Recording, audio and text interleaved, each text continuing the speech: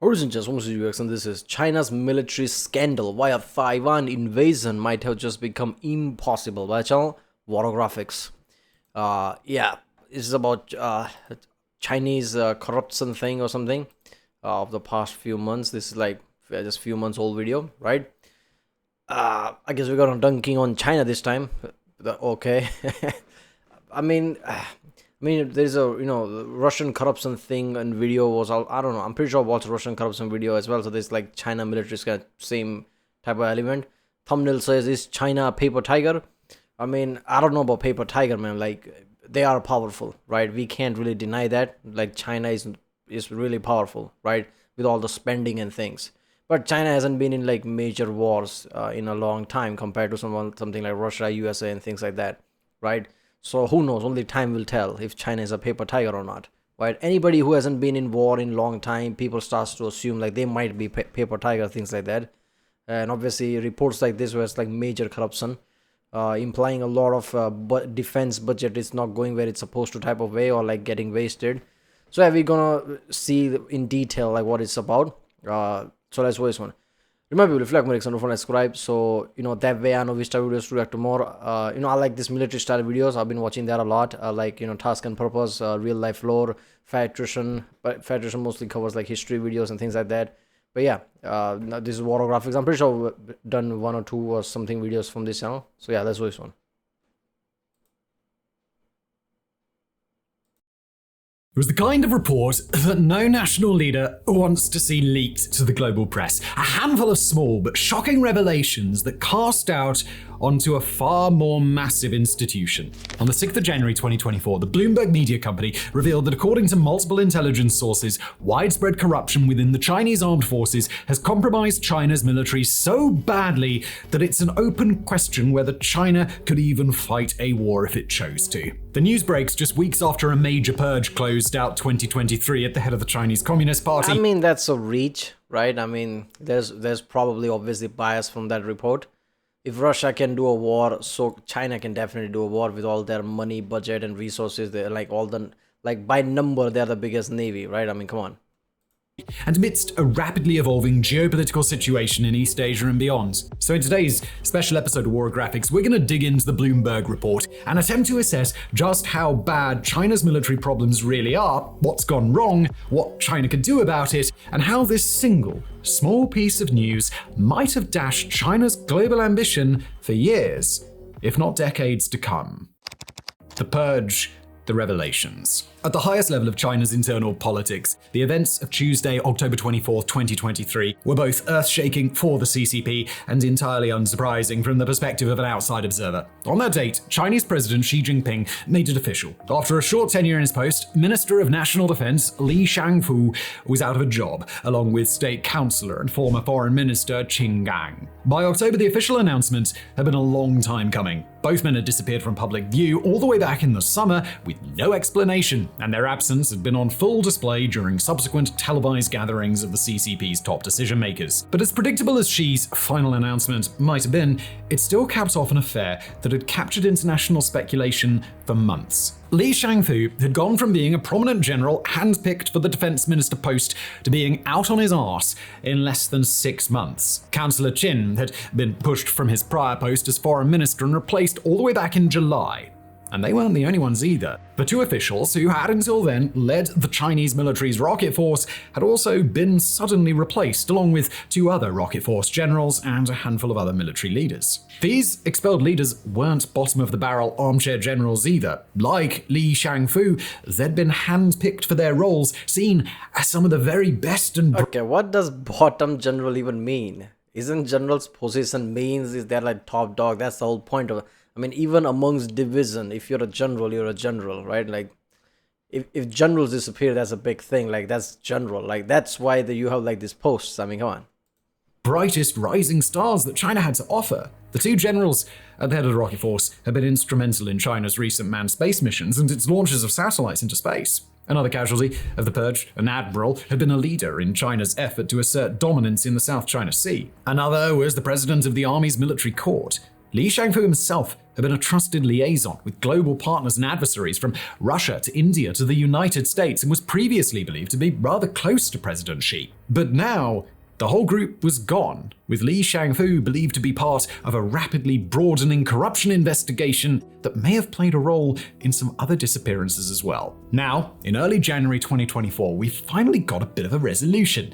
According to Bloomberg News, US intelligence has assessed that Xi Jinping's latest purge was indeed part of an effort to tamp down on corruption, but what it had found went far beyond individual cases of wrongdoing. To quote Bloomberg directly, the corruption inside China's rocket force and throughout the nation's defense industrial base is so extensive that US officials now believe Xi is less likely to contemplate military action in the coming years than would otherwise have been the case. Among the specific instances of grafts... Okay, I'm gonna assume a lot of things here. Assume that they are taking all this from China's side, like how many crackdowns they've done, how many corruption they've found, and Bloomberg is basing on that, like this is a problem type of way.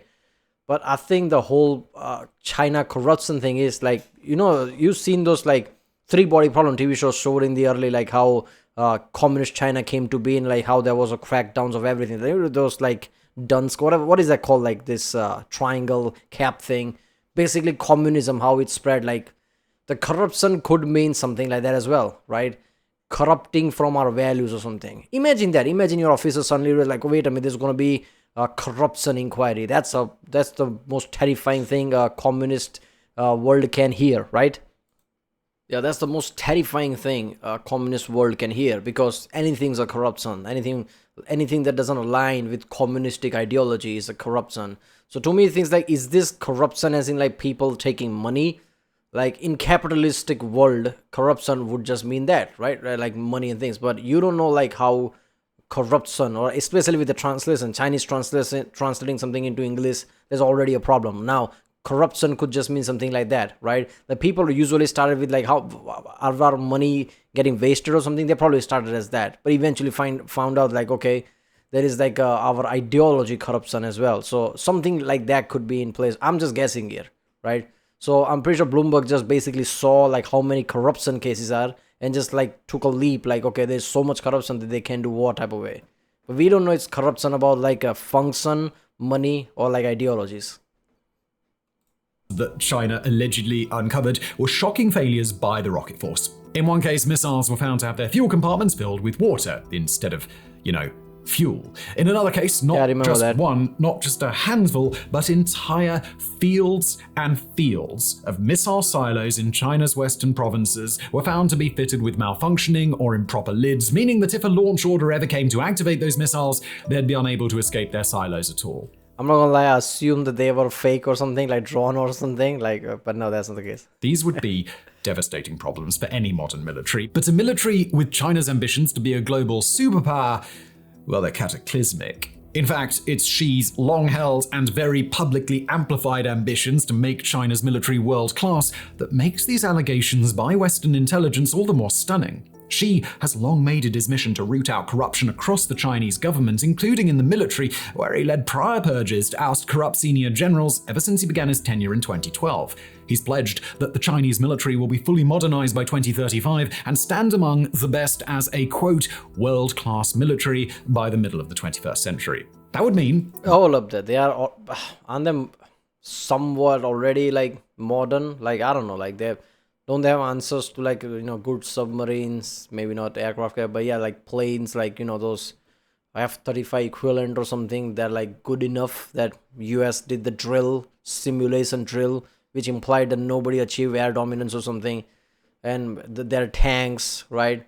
I'm guessing, those are not like completely tested, so that, but I feel like they're already like, aren't they already like 80-90% modern already compared to something like US or something, right? I'm comparing to US. Like their equipment might as not be as good as US, but they're kind of close. So isn't that already modern? Among other things, uncontested dominance in East Asia, the ability to rival or shout down Russia in Central Asia and the Middle East, and the ability to operate without military concern for the United States' ability to intervene in what Xi sees as his own part of the world.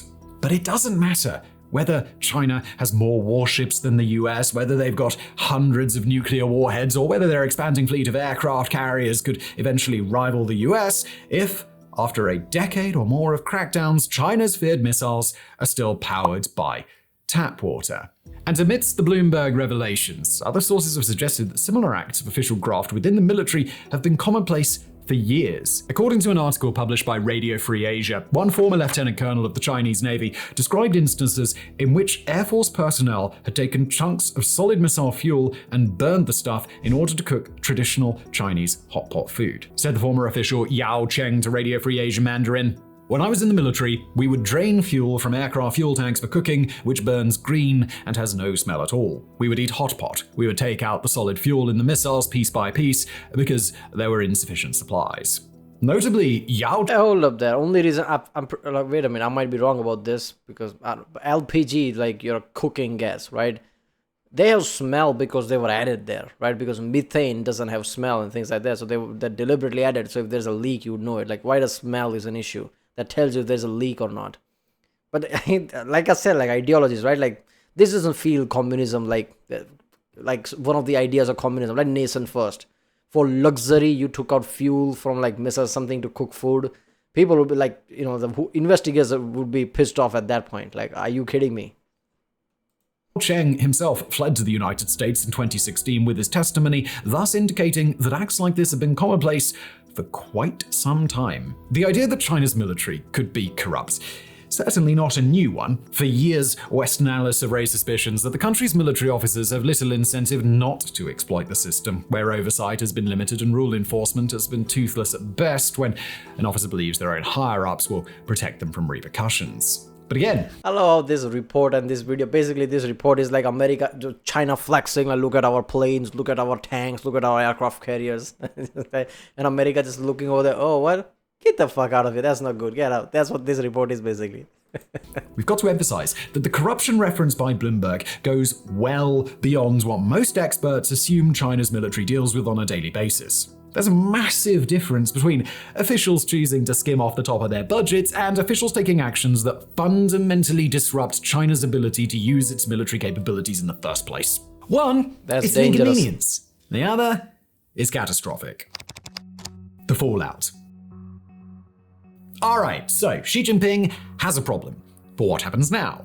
On the one hand, the United States and other Western nations have kept a close eye on Xi standing within the CCP as his purges continue. And for the most part, the verdict seems to be that he will not personally suffer as a result. If anything, the purges have only cemented Xi's hold on the government, indicating implicitly that both he and the rest of the CCP believe he has a firm enough... How is he going to suffer? At this point, he might as well be the leader, like, I don't know, like, a dictator type of way, right? Like supreme leader. That's what, I don't know, what they're calling him, like president for life. What is the title of that? I don't know. But he's basically that, right? Only way he would suffer is through result, like how Tsar from Russia suffered during, before World War I, right? Because he lost to, I think it was Japan, right?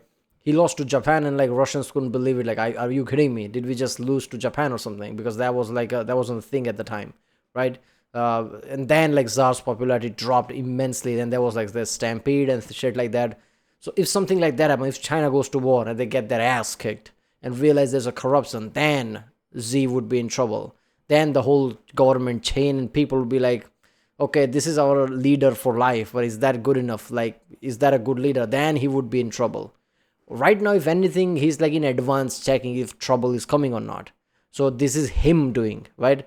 Xi is the one who's like, making sure these investigations happen. Xi is the one who's calling for this investigation and checking the corruption. So in the future, there is no blunder, because blunder would be problem for Xi in his position. Command on the party that these sorts of actions won't set off any sort of retaliation against him. Not only that, but the willingness of other Chinese officials to stand by and allow these corruption investigations to take place suggests widespread support of Xi's focus on enhancing China's military capabilities in the long run. On the other hand, though, these revelations are a critical blow to China's military readiness overall.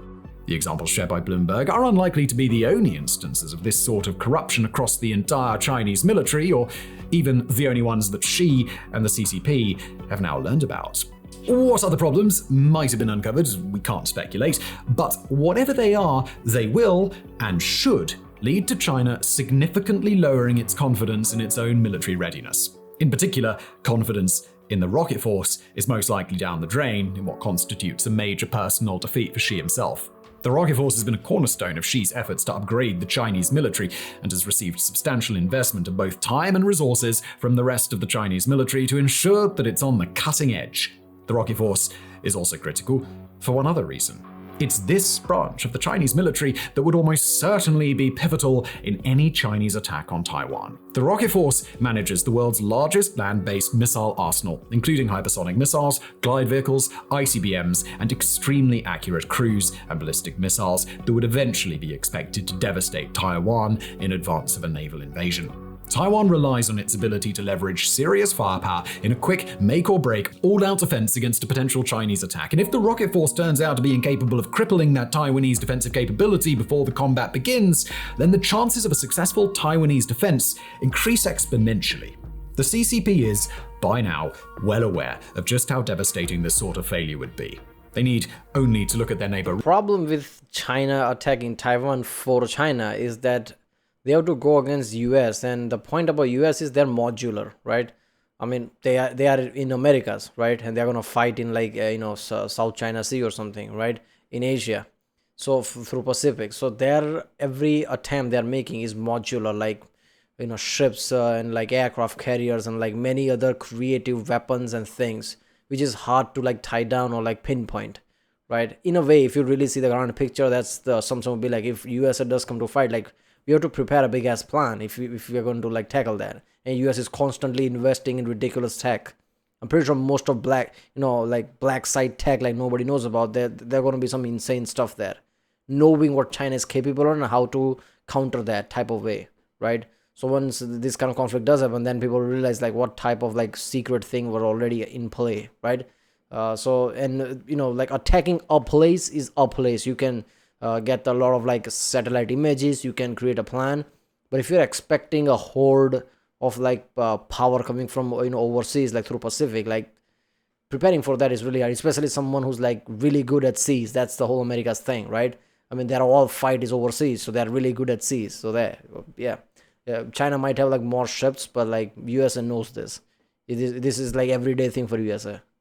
Russia, where the extent of its large-scale military corruption was revealed only after the Russian military proved vastly less capable than expected in its initial invasion of Ukraine. With the rocket force thoroughly compromised, China would have little hope of avoiding the same fate, meaning that any decision to invade Taiwan would now result in a far bloodier and more protracted invasion than China would have previously expected. Why isn't missile launching? There's water in it. It's so simple as draining out the fuel compartments of the impacted missiles and refilling them. Instead, the problem China now faces is one of endemic, deep-rooted corruption that will take years to come back from. Take the other problem reported by Bloomberg. I'm pretty sure I remember, like, in that report, like, there is a chance there could be mistranslation of maybe there is water in the fuel or just like filled with water type of way. There's confusion there. I'm thinking it must be like there's a water in the fuel or some kind of a contaminants like that, rather than just like filled up with water, because that would be insane.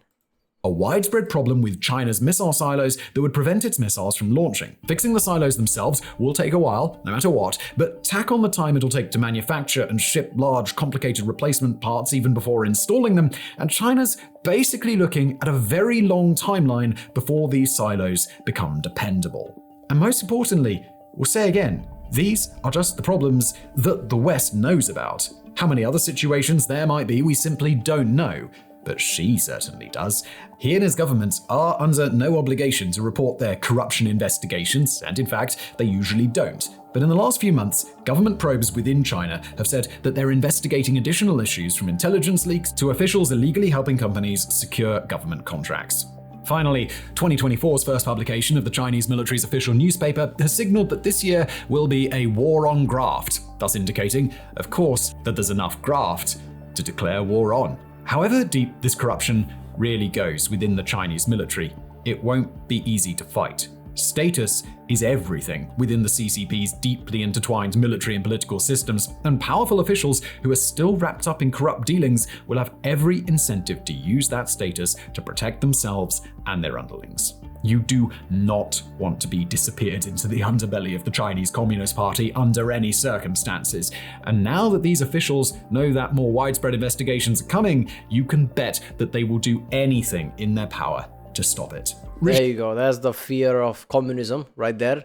The fear of disappearance mean like your own people won't be honest with you because they're afraid of, anything you base it on like fear, that's how it's gonna go, right? While something like US is like democratic country, India is like that. At best, you'll like go to front of a court, like there'll be like ruling and everything, like fair things, rather than just like without any court, any jury, any judge, like yeah, you disappear. When things like that's gonna be there, yeah, people are gonna be afraid and people are not gonna be truthful. Regime change is likely far beyond their power to achieve, but obstruction, delays, and misdirection all risk prolonging this process longer and longer or leaving other fundamental issues hidden entirely. More obstruction means that Xi Jinping's clock keeps ticking, counting away hours, days, months, and eventually years in which both Xi and the rest of the world know that China is in no state to threaten Taiwan or anybody else. The global repercussions.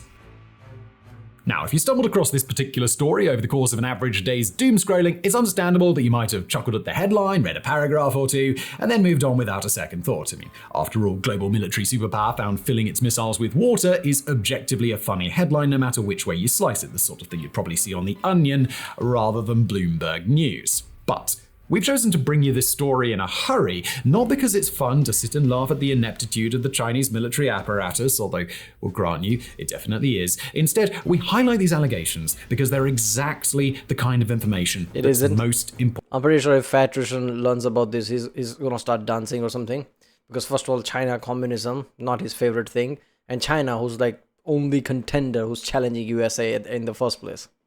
Important to pay attention to. They're the small, forgettable, even silly-sounding claims that go on to produce a seismic shift in geopolitics, with implications not just in China, but around the world. A few months ago, we here at Warographics published a piece examining that a wide range of factors in China, from an economic plateau to increasing diplomatic isolation to a looming crisis of demographics, are coming together to make a full-scale invasion of Taiwan less and less likely by the day. While that invasion isn't too terribly likely anyhow, given the major and growing deterrent value of militarily aligned America, Japan, South Korea, and others, we posited that at some point in the future, China will cross a threshold in which an invasion of Taiwan simply stops making any level of strategic sense. But cross that reality with these most recent corruption reports, which indicate that China probably shouldn't be confident in its ability to launch a military invasion for at least the next several years, and now we've got to ask a much bigger question.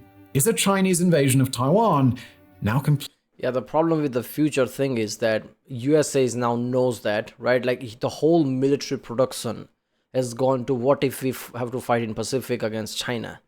That's the whole military goal. Like USA's main goal becomes that's a problem. Because US has way too many arms of things, way too many areas where they like have to look for things, do things, right? And that everything is turned to like, okay, we need next generation of air dominance. Why? Because we might have to fight China. We need this. Why? Because we might need to fight China. We need new mine. Why? Because we might need to fight China. 20 years ago, they stopped making F-22 because like, why? We don't need F-22s in Middle East. That's not the case today because of China. And one thing we know from like history of USA, of all their organizations like NSA, CIA and things like that, once they set their sight on something as problem, that name doesn't get taken down anytime soon. Like they will see that as always a problem. So Taiwan, China will always be problem for USA. One of the number one problems. Transitor and things like that. Taiwan is extremely important to USA. So now US is getting better and better against that area. So the more time goes, the more US becomes better at fighting in that area, right? Not to mention China's attack on India constantly every day is making India with the Modi in power, right? People like Modi just like, are not the one who just sit aside, right? If China attacks, Modi's not, okay, let's everybody calm down. Modi is not that type of person, right? He will start to become aggressive. He will start to like ramp up the military power and things like that, which he is doing, right? The future, like modernizing of Indian military, modernizing this, right? India is also doing that, right? So the India becomes more stronger in like few decades. US has already become stronger. Now, if the Taiwan thing does happen, obviously US is going to be involved, but India is going to be involved as well, because China is constantly attacking India. China is claiming a lot of Arunachal Pradesh and places like that as their own. So India has incentive to get into any affair that China might have. So now you have like two front war. One is like where the Indian Ocean is, where India is basically, right? And USA, India versus China, that might become a problem. Obviously, China has their own allies like Pakistan and things like that, right? That become a problem. But this is a big thing. USA is the biggest power. India is not that like small, right? India is also like big power, 1.4 billion people.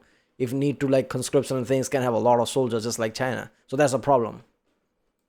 Completely off the table. Certainly, it would appear that now China has certainly every reason not to rush towards an invasion. The CCP is believed to have spent the last nearly 2 years watching Russia's invasion of Ukraine very closely, analysing all the reasons why Russia's offensive fell apart. And now, it would take a certain level of delusion to avoid drawing parallels between Russia and China's own stunning corruption issues. Again, this kind of corruption in a national military is not unusual around the globe, but there is a massive difference between a military that exists mostly to help a third world dictator in a dick-measuring contest and one that intends to overwhelm a regional military powerhouse like Taiwan in a shock and awe lightning offensive. That latter option just isn't going to happen. And with both Xi and the entire CCP known to be far more cautious about military action than Vladimir Putin's Russia has ever been, and it's very unlikely that China is going to try and launch an invasion before fixing its myriad issues. But if that invasion can't happen, then the CCP is immediately in a position where it's got to do some major rethinking of its long-term plans. There are a variety of elements of China's global ambitions that, by current thinking, cannot happen unless they're preceded by a successful Taiwan invasion, up to and including the ability to assert dominance in the South China Sea. So too does China's implicit threat of large-scale violence against its maritime neighbor become a whole lot less believable. After all, even if some of China's missiles are locked, loaded, and ready to go, the broader issues in the military are such that China can't risk any sort of escalation that could put it on a path to a major war. Again, China has been a militarily cautious nation for decades, in a way that is fundamental to its political institutions and its military proper. Without that threat of escalation, without a credible claim that a Taiwan invasion is on its way, Beijing is at serious risk of losing a large portion of its foreign policy toolkit. For example, it gets a lot harder to get the United States to spend increasingly ridiculous sums on its own defense apparatus to deter China if China stops looking like an adversary who needs to be deterred. It gets a lot harder to look menacing in front of Japan or South Korea if the missiles, airplanes, and ships that are supposed to devastate those nations in times of war instead don't seem to be functioning. And with that change, China's adversaries in East Asia and across the global West now have an opportunity to either take some breathing room on defense or otherwise shore up global pacts, alliances, and military capabilities in a way that sees China hemmed in for good. And indeed, that latter option may be precisely what's happening now. The United States, Japan, South Korea, Taiwan, Vietnam, the Philippines, Indonesia, and Australia have all been presenting an increasingly unified front in the last few months, broadening their patchwork of defense treaties and collaborative military relationships. South Korea has firmed up its ties with both NATO and non-NATO nations as a growing global arms supplier, while both South Korea and Japan have increasingly enmeshed themselves into the Five Eyes intelligence network between Australia, the US, the UK, Canada, and New Zealand. Meanwhile, China has been alienated from many of its global partners around the world as its policy of debt-trap diplomacy continues to lose steam, and Russia remains persistent in attempting to chart its own independent course. Putting aside China's short-term expansion in the South China Sea, the broader momentum in the region appears to be a slow, steady shift toward the global West. At exactly the wrong time for the news to come out that China's prodigious military power isn't in any state to pose a threat. Now, as we conclude today's special episode, we've got to stress that no matter how inconsequential this scandal might initially seem, its repercussions are going to have a long-lasting impact on China's global aspirations and its relationship with the rest of the world. The allegation that China's missiles are filled with water is an eye-catching news story, but it's not the story. The real story is one of widespread, pervasive corruption, where fuel-drained missiles and manufacturing silos are just the tip of the iceberg. If there's any prediction we'd like to make here at Warographics, it's that this particular headline will quickly be forgotten by most of the world to the extent that the world registered it at all. But it shouldn't be forgotten. Not by a long shot. Sometimes it's the small, forgettable moments like these that set off a much larger cascade of geopolitical change. And we've got a sneaking suspicion that this is one such moment. I mean, I don't know, man. People are not gonna forget it. First of all, this video is like 3.5 million views compared to all other video around this time or even the latest. This is like one of the highest number. So clearly people care about this, right? And it's China. So China has been, since US past like multiple decades, apart from US, there hasn't been any singular power who could flex at that level. China came to that level, right? And has been flexing for a long time. Shit like this is, people are going to talk about it. People are not going to forget it. That's the thing. And China has been way too aggressive to everybody, right? Japan, South Korea, and like basically anyone who they can think of, like Australia and things like that, right? Obviously India, like India's literally bordering China. Like of course they're going to be aggressive here, right? So yeah, they've been aggressive like that. When you like that and shit like this happens, yeah, people are not going to forget it, like, you know, not let go of that issue, right? But yeah, I think the more time goes, the more countries like India, USA, and other like Japan, like trust to try to like build their military power. Because after the Russia thing, like one thing became clear, like okay, wars can happen. That's an illusion. The war can't happen. Wars can happen, and China thing might be a problem. So everybody's amping up their military. So the more time goes, the more opposition becomes stronger and stronger against China. And China is like one country with whatever allies they have, like debt trap allies. Who knows how well they'll be with China, like how much support they'll give to China, right? So I don't know. But yeah, right, well, that was China's military scandal. Watch on Warographics. If you like my next video, subscribe, and I'll see you next time.